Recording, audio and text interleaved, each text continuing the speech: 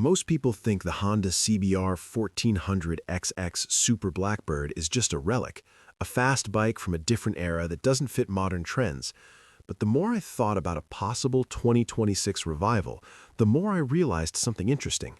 This bike might actually make more sense today than it ever did before. I'll explain why.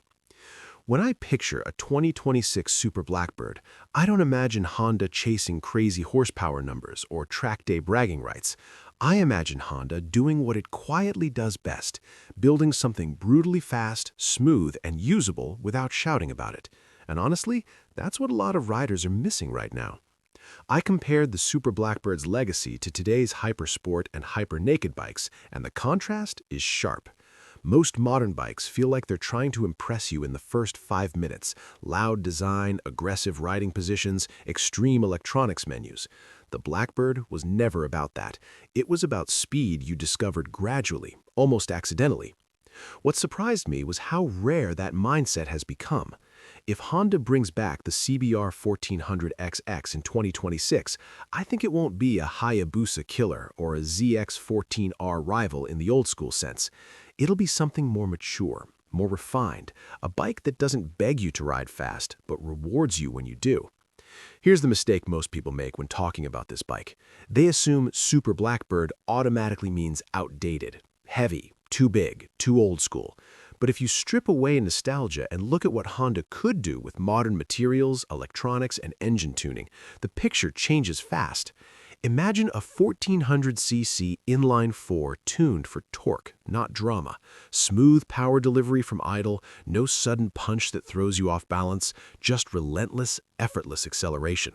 That's the kind of speed that feels dangerous because it's so calm. Most people miss this. Calm speed is scarier than wild speed.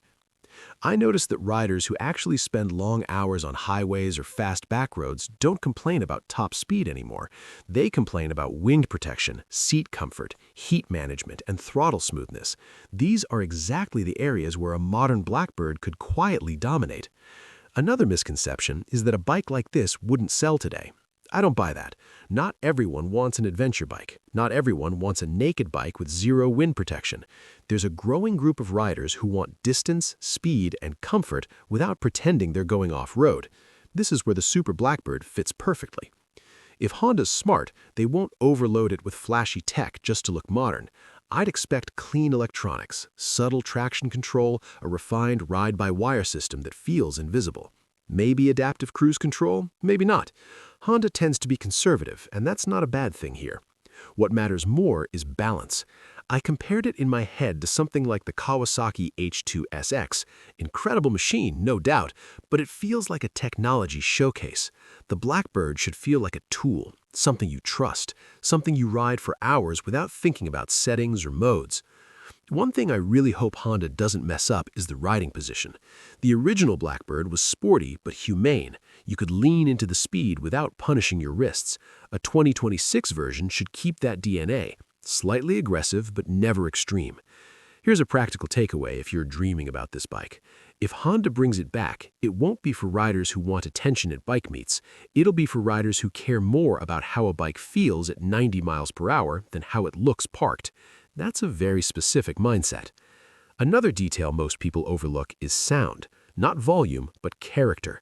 Honda inline-4s have a smooth, almost mechanical confidence to them. No drama, no crackles, just a clean, powerful note that builds with speed. That fits the Blackbird's personality perfectly. I also doubt Honda would chase lightweight records here, and that's okay. A slightly heavier, ultra-stable chassis actually makes sense for a high-speed sport tourer. Stability is confidence. Confidence is speed you can actually use. If the Super Blackbird returns, I think it'll quietly expose something about modern motorcycles, that we've been chasing extremes for too long. More power, more tech, more aggression. And in doing that, we've forgotten how satisfying a well-rounded machine can be. This bike wouldn't be about riding faster than everyone else. It would be about riding better. There's also something emotionally appealing about a machine that doesn't try to impress you immediately. A bike that grows on you, the kind you respect more the longer you own it. Honda's always been good at that, even if it doesn't make headlines. Would a 2026 Honda CBR1400XX Super Blackbird be for beginners?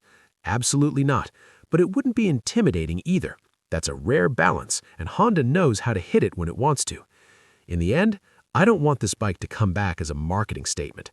I want it to come back as a quiet reminder that real performance isn't loud, it isn't flashy, and it doesn't need to prove itself every time you twist the throttle. If Honda does that, the Super Blackbird won't just return. It'll feel like it never really left.